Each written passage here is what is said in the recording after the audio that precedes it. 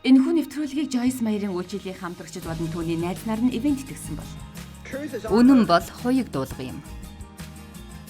Та үнэн дотор алхаж эхлэх үед ялангуяа өөртөө үнэнчээр хандаж эхлэх явдал нь өнөөдрийн миний ярих гээд байгаа зүйл юм.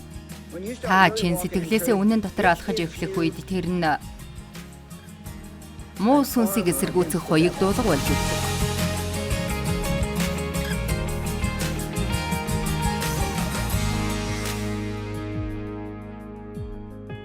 Та ямар нэгэн гинжнээс салж эрх чөлөөг эдлэхийг хүсэж байвал хамгийн түрүүнд хийх ёстой зүйл бол амьдрал тань яг одоо ямар байна? Түүнийхээ төлөө та өөрөө 100% хариуцлага хүлээх ёстой.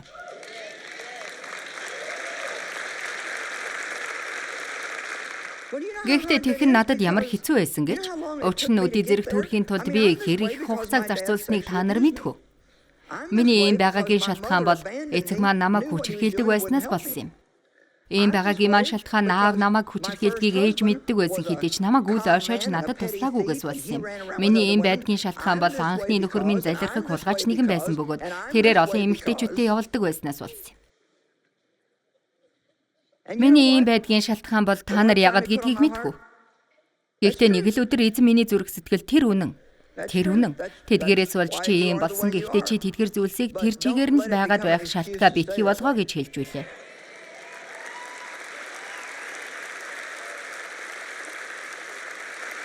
Энэ бол үнэхээр чухал зүйл. Та яг одоо хаана вэ? Тэр газраа л байна. Таныг яг энд хүрэхэд хинч нөлөөлсөн байх хамаагүй. Та өөртөөгөө болон өөрийн амьдралтайгаа зууралцаар л байна. Өөр хинч биш. Яг одоо өөр хэнийг юм биш, Бурхан л тань туслах болно. Энийг ийхүү байдлаар дүгнээд үзье. Магадгүй олон хүн тань туслахыг хүсэх болно. Гэхдээ хэнийг ирж таны амьдралыг эмхэлцэгцлэн гэдэг та найдаж болохгүй. Тэр житгийвэл таны амьдрал туслахыг хүсэж байгаа хүмүүс ч хүртэл бүхэл зүйлийг чи хийхийг хүсдэггүй юм. Тэд бас өөр бусад хүмүүс тэдний төлөө ямар нэг юм хийгээсэ гэж хүсэж байдаг. Би та нарт нэгэн богинохон түүхийг яриа. Би энэ тухай ярина гэж огтхонч төлөвлөөгүй байсан. Надад ганц л эрэгтэй дүү байдаг байсан. Надаас 9 насаар дүү байсан ч одоо нас барсан. Бид хоёулаа янз бүрээр л хүчирхийлэлд өртдөг байсан. Тэр бэлгийн хүчирхийлэлд өртөөгүй хэдий ч аав нь гэрийн барааг хардаггүй. Мөн аавын түн заасан бүхий л зүйл нь буруу. Тийм гэрт үсэн торинс юм. Тэрээр 17 наснда Вьетнамын дайнд явж чирэнгэн ойдон байрладаг байсан ба цэргийн захирагч нь цэргүүдэд тэнд байлгаж байхын тулд тэдэнд хар тамхи өгдөг байсан байна. Бодвол тэр захирагч өөрийгөө ухаалаг зүйл хийж байна гэж боддог байсан баг. Ямар ч тач дүү маань 17 наснда хар тамхинд донддог болсон юм. Тэр нь түүний хувьд насан туршийнх нь асуудал болох арх дарс, жороор өгдөг мансууруулах хүчтэй юмнууд байв. Харин дүүгээсээ байнга олж хардаг байсан миний хамгийн том зүйл бол тэр ямар ч зүйлд огтхонч хариуцлага хүлээдгүй байл. Тэрээр гэрлэж хүүхдтэй болсон хэдий ч өөрийнхөө хүүхдтэй хизээж дэмжлэг тусламж үзүүлдэггүй байв. Салсныхаа дараа хүүхдийг нээж тэрнээс хүүхдийн мөнгө нэхэж ирэх үед тэр бусад хүмүүс зөвхөн бэлэн мөнгөөр ажил хийж өгдөг байснаа тэрээр засаг захиргаанд ажил хийж байгаагаа мэдүүлэхгүй байвал түүнээс мөнгө нэхэхгүй байна гэдгээс болдог байв. Бид түүнийг хар тамхинаас гаргах төрөл бүрийн хөтөлбөр дахин явуулсан бөгөөд тэрнийг дөнгөж гайгүй болж эхлэх үед нь тэд түнд Бурхны үг хариуцлагын талаар баг зэрэг сонсгож эхлэх үед тэр эгчээ энэ зүйл надад зориулагдсан зүйл биш ээ, надад зориулагдаагүй хэмээн аль хэдийн шийдчихсэн шийдвэрээр хэлдэг байлаа. Тэр манай гэр бүлтэй 4 жилийн туршид хамт амьдарсан бөгөөд бид тэрнийг халамжилт туслахыг хичээдэг байсан. Хэрвээ би тэрэнд хандаж Дэвид босоод ажилдаа яваа гэвэл тэр босож ажилдаа явдаг. Чи энийг хийсэн үү гэхэд хэрвээ хийгээгүй бол тухайн зүйлийг тэр хийдэг байлаа. Хэн нэгэн тэрний хийх хэрэгтэй бүх зүйлийг тэрэнд хэлэхгүй бол тэр юу ч хийдэггүй. Бид хоёулаа яг л адилхан асуудал болон зовлон бэрхшээлүүдийг туулж яг л нэг гэрт өссөн хэдий ч үнэхээр харамсалтай нэгэн зүйлийг хэлэхэд 8 жилийн өмнө намайг 75 настай байхад дэлхийн эргэн тойронд сайн мэдээг номлон явах зур дүү маань амиа хорлон нас барсан бөгөөд энэ явдал намайг үнэхээр гайхшралд оруулж одоо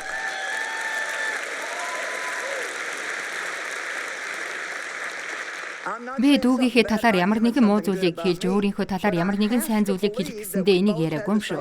Гэхдээ бид хоёулаа Яг л адилхан боломж байсан гэдэгт би итгэх ёстой. Хэрвээ тийм биш бол Бурхан жинхэнэ аимшигын шударга биш нэгэн болох бөгөөд тэр зүгээр л тиймээ чи энийг хийж чадах л байх. Гэхдээ энэ хүлээснээсээ хизээч мултарч чадахгүй. Тиймээ чи энийг хийж чадах л байх гэвч үгүй чи энэ хүлээсэндээ насан туршдаа хүлэгдэх болно гэж хэлж байна гэсэн үг нь. Бурханы амлалтууд нь хүн болгон зориулагдсан билээ. Бурханы хийгэж хүмүүст хандан хэлснийг хинч хийж чадах бөгөөд тэдэнд аль хэдийнэ өгөгдсөн хэмээн Бурханы хэлсэн бүхэн нь тэдэнд байх бүрэн боломжтой. Энийг дахин давтан хэлье. Бурханы хийгэж хүмүүст хандан хэлснийг хинч хийж чадах бөгөөд тэдэнд аль хэдийнэ өгөгдсөн хэмээн Бурханы хэлсэн бүхэн нь тэдэнд байх бүрэн боломжтой. Тийм шүү, бүрэн боломжтой. Энэ конференц дууссаны дараа би та нарыг гэртээ хараад өөртөөгөө урт хугацааны уулзалтыг хийгээсэй хэмээн хүсэж байна.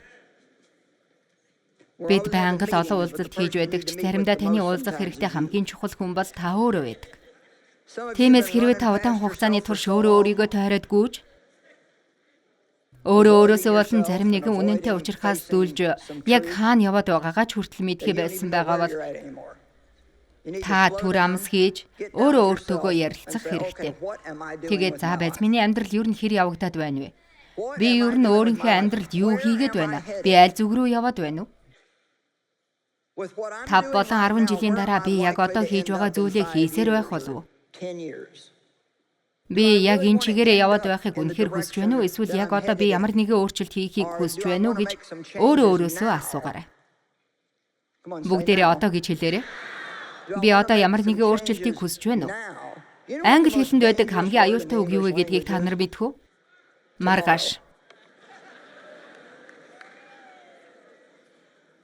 Фараоны орд харшин Мэлхийгээр дүүрсэн байх үед Мэлхийнүүд тэдний орд зуух ер нь хаасайгүй байсан юм.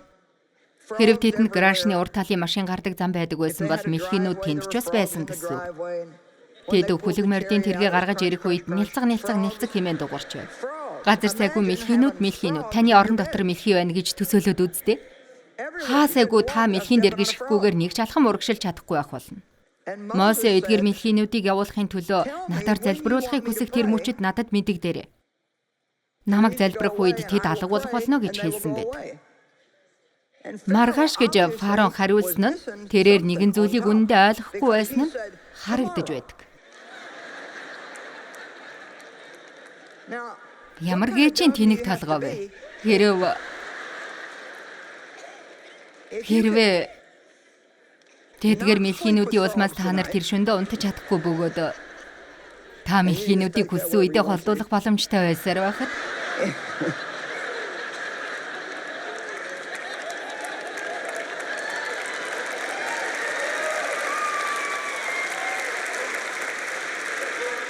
тийм биш гэж үү?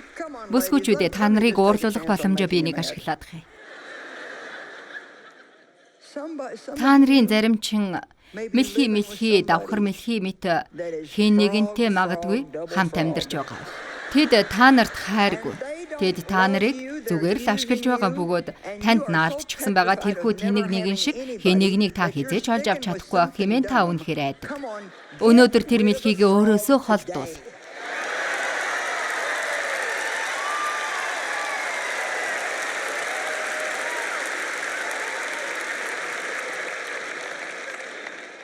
Та нарын амьдралын зарим хэсэгт чинь өөрчлөлт хийх хэрэгтэй цаг мөч бол яг одоо юм. Би энд итгэж байна. Би энд зогсоод эзэн өөрчлөлт хийх хэрэгтэй цаг бол яг одоо гэж өлхөн хэлж чадна. Өнөөдөр өөрчлөлт хийх шийдвэрийг гаргаж байгаа хүмүүс зориулагдсан тосолгоо байна гэдэгт би итгэж байна. Таны гаргаж байгаа шийдвэр чинь туслах Бурхны нэгүсэл энд байна. Гэхдээ одоо бол Бурхны хийгээсэн зүйлүүдийг та хийж, битгий хийгээснийг хийхээ зогсоох тэр цаг мөч юм. Одоо бол таны амьдрал яг зөв зам руугаа чиглэх үе юм.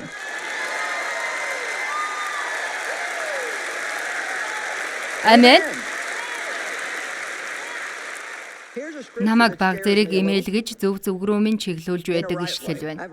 Энэхүү ишлэл нь надад Бурханаас эмээхүү сэтгэлийг өгдөг. Ром 14:12. Тийхүү бидний хүмүүр өөрийнхөө тайланд Бурханд өгөх болно. Бидэнд тодорхой хэмжээний хүндэтгэл эмээхүй сэтгэлийг төрүүлэх эмэшлүүд хэрэгтэй гэж би боддог. Өнөөгийн хүмүүсийн юунд болох байсны энтэй холбоотой. Тэдэнд зүй зохистой бурхнаас эмээхүй байдгүй. Тийм ээ, бурхан бол бидний найз хэдий ч таныг таны төвшөнд ойлгодог, өөрийнхөө жирэнлэнийг найз шигэ тэрнийг харж ойлгож болохгүй. Бурхан бол бурхан.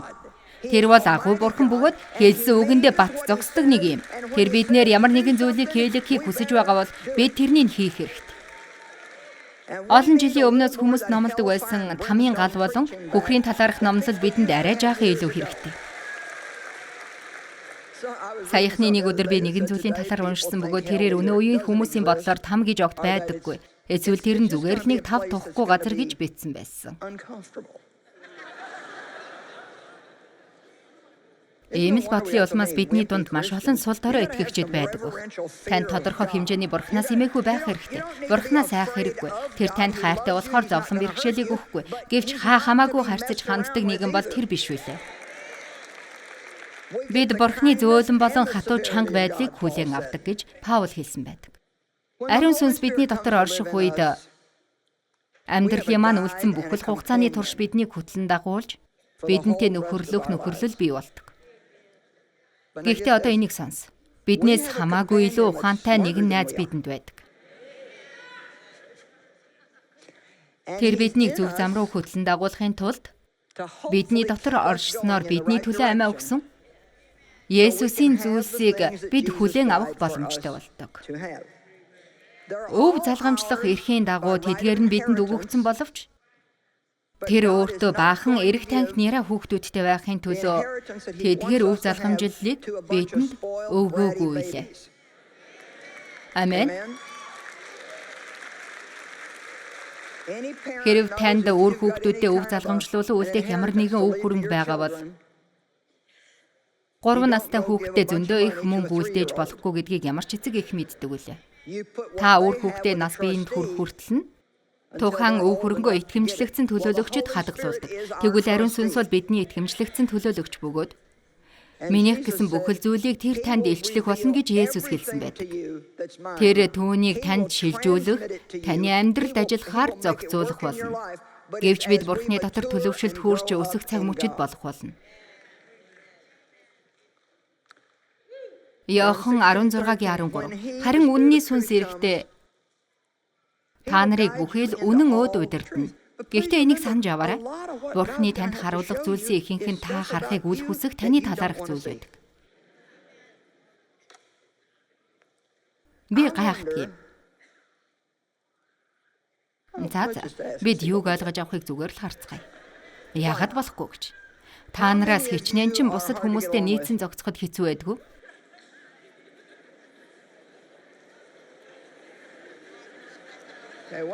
За. Танд олон найз байдгүй нь шалтгааны гайхаад байх шаардлагагүй гэж би бодож байна.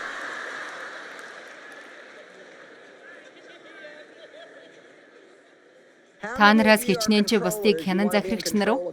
Та бүхэл зүйлийг хянан захирч байхыг хүсдэг үү? Харж байна уу? Өнөөдөр сэтгэл зүйчийн үнэгүй зөвлөгөөг хүлээн авч байгаа л юм шиг байна. За одоо сонсорой. Хэрвээ би тэрнийг мэддэг бол олж хаардаг. Би Дэви өөрчлөлтийн талаар залбирч байх үе тэрээр чамтай зохицон амьдрахад хэцүү байдаг гэдгийг Бурхан надад ойлгуулж үлээ. Тэгээд нэг л өдөр Дэв надад чи энийг мэдэх үү? Чамд таалагдахын тулд би энийг тэрнийг хичээн хийж үзлээ. Би хичнээн хичээсэн ч хамаагүй чи өөр ямар нэгэн зүйлээс болж ад жаргалгүй болдог. Тиймээс чи юу гэж би тэгж хичээхээ боллоо. Чи ад жаргалтай байдлыг л сонго. Эсвэл чи ад жаргалгүй байсаар бай. Эннээс хойш чи намайг ад жаргалгүй байхыг чинь би зөвшөөрөхгүй гэж хэлж үлээ.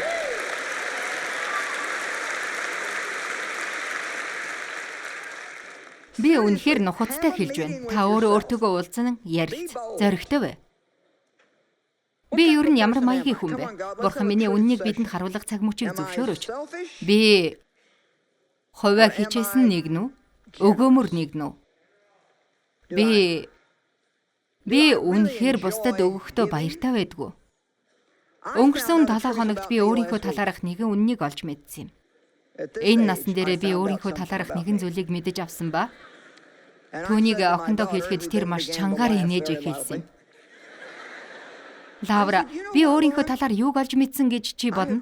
Юуг тэрвэ гэж тэрнийг асуухад би тэрэнд хандан би тав тухгүй байх дургуун байна гэж хэлсэн юм. Нэрэ гэж юу хэмээн тэр хэлв.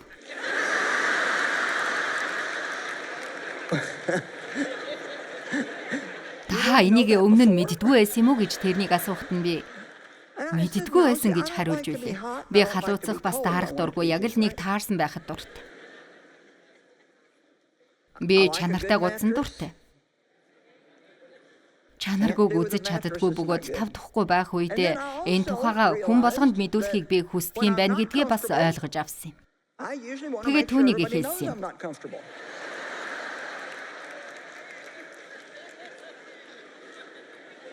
Хэрэг бурхан тэрнийг надад мэдүүлэхийг хүсвэл миний дараагийн номлол нь тав тухгүй байд сурах нэртэй байх ба тав тухгүй байх үедээ амаа хамхиж дууг байд сурах талаарх номлол байх болов уу хэмээн мэдрэмж надад төрж байна.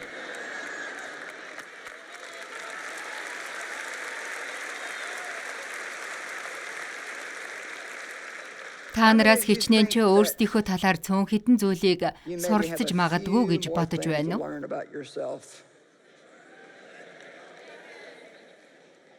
Номлогчид хандаж худал хэлэх нь сайн зүйл биш.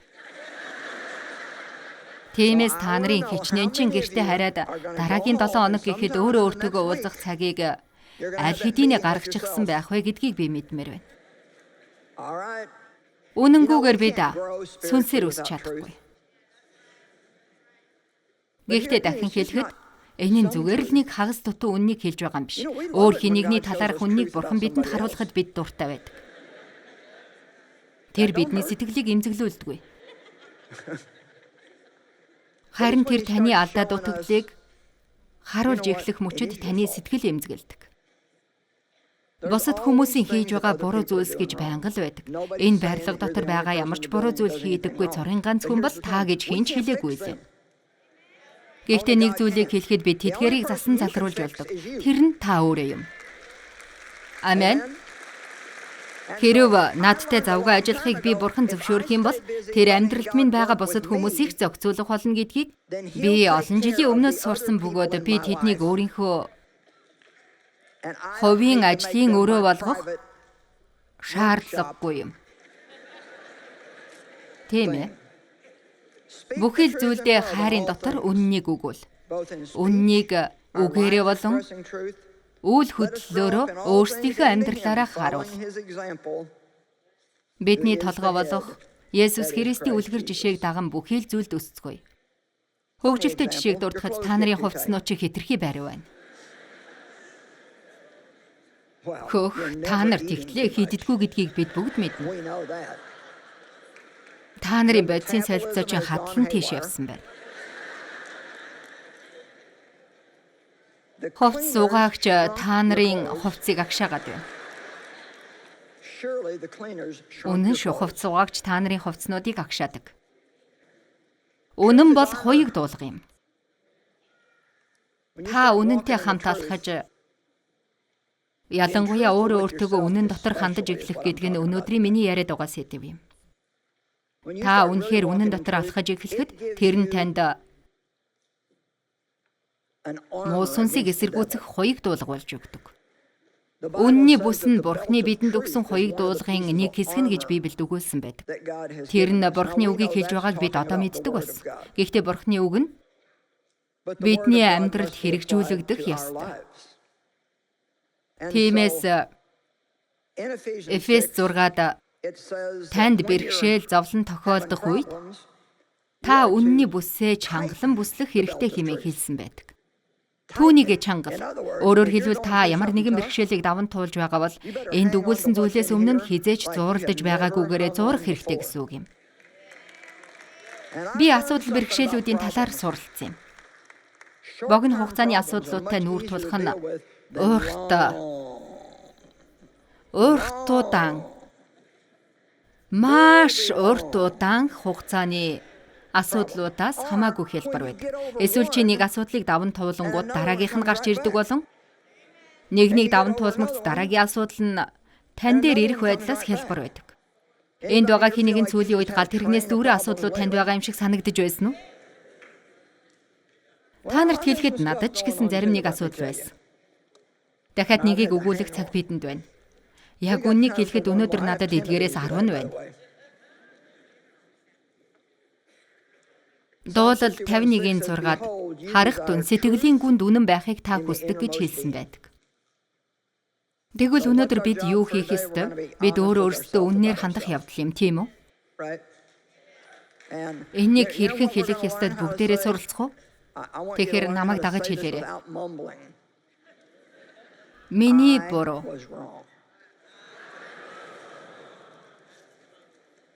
Намайг уучлаарай. Бовтнохгүйгээр хэлцгээе. Миний буруу гэдэг дээр гайгүй байсан боловч та нар хэтэрхий дорой дуугаар бовтнсон. За, бүгдээрээ миний буруу байсан. Намайг уучлана уу? Эдгээр үгс та нарыг гэр бүл салдаас хамгаалах бөгөөд хүмүүс таныг хайрлах болно. Хэрв та өөрийнхөө хариуцлагыг ухамсарлаж бүх зүйлийн бурууг бусдад тогтхоо болохыг хичээж эхлэх үед хүмүүс илүү ихээр танд дуртай болж эхлэхийг харах болно.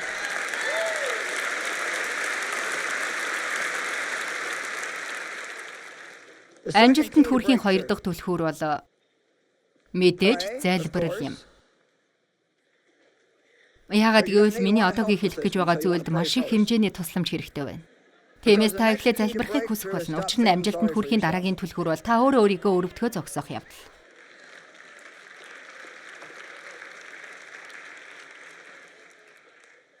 Өөрийгөө өрөвдөх явдал. Муу сүнс таныг өөрийгөө өрөвдөх нийллэгт урьдаг бөгөөд таач тэрэнд нь явхаар шийддэг. Өнгөрсөн 20 жилийн турш та өдөр бүр тэрхүү нийллэгэнд оролцоор ирсэн. Энэ нь үнэхээр өрөвдмөр арга хэмжээ боловч та дахин явдаг. Хин харанхуй өрөөнд бүхэл өдөржингөө суун өөрийгөө өрөвдөж ойлгохгүй байхыг хүсэхгүй гэж. Тэгэд суухаас илүү хөвгөлтэй өөр ямар зүйлийг та олж чадна гэж. Өөрийгөө өрөвдөх асуудал надад маш гүнзгий байдаг байлаа. Би хүчирхийлэлд автагдсан. Би их сургуульд явж чадаагүй.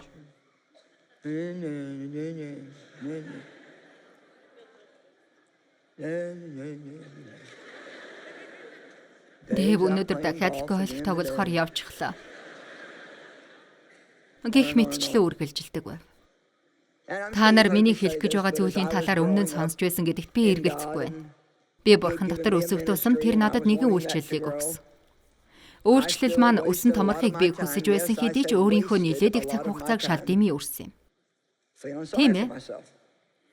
Би өөрийнхөө нэлээд цагийг дэмий өрсөн гэж хэлж байна. Өөрийгөө өрөвддөг байсан. Хэрвээ уулзалт маань тэмч том биш байвал би өөрийгөө өрөвддөг ямар нэгэн зүйлийг хийх боломжийг хүсгэд тэрхүү боломж нь өөр хин нэгэнд хүрэх үед өөрийгөө өрөвддөг байлаа.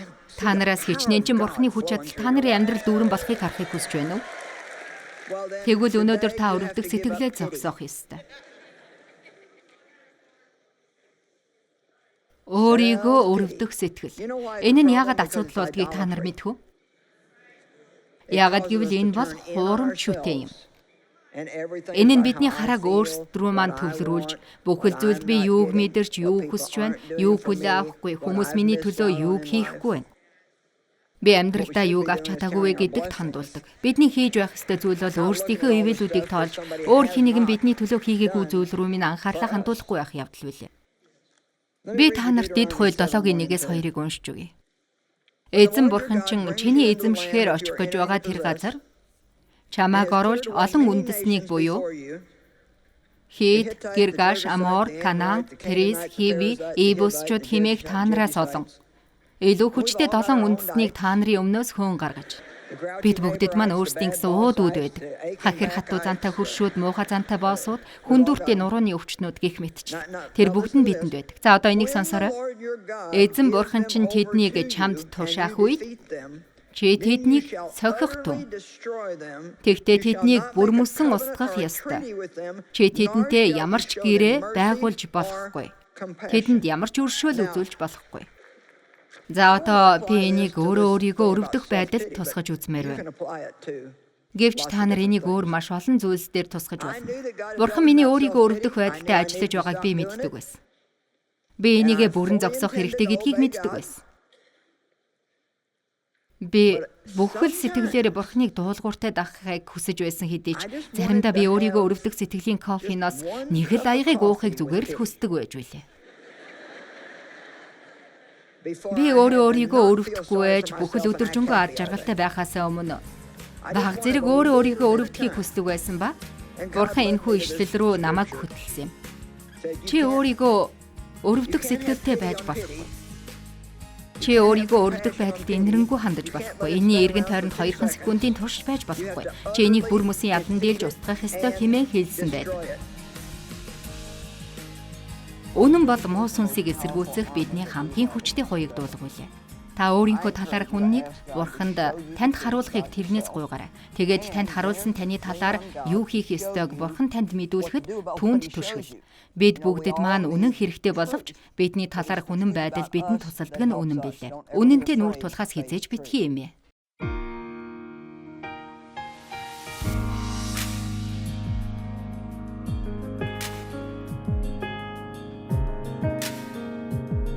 Энэхүү нэвтрүүлгийг Joyce Meyer-ийн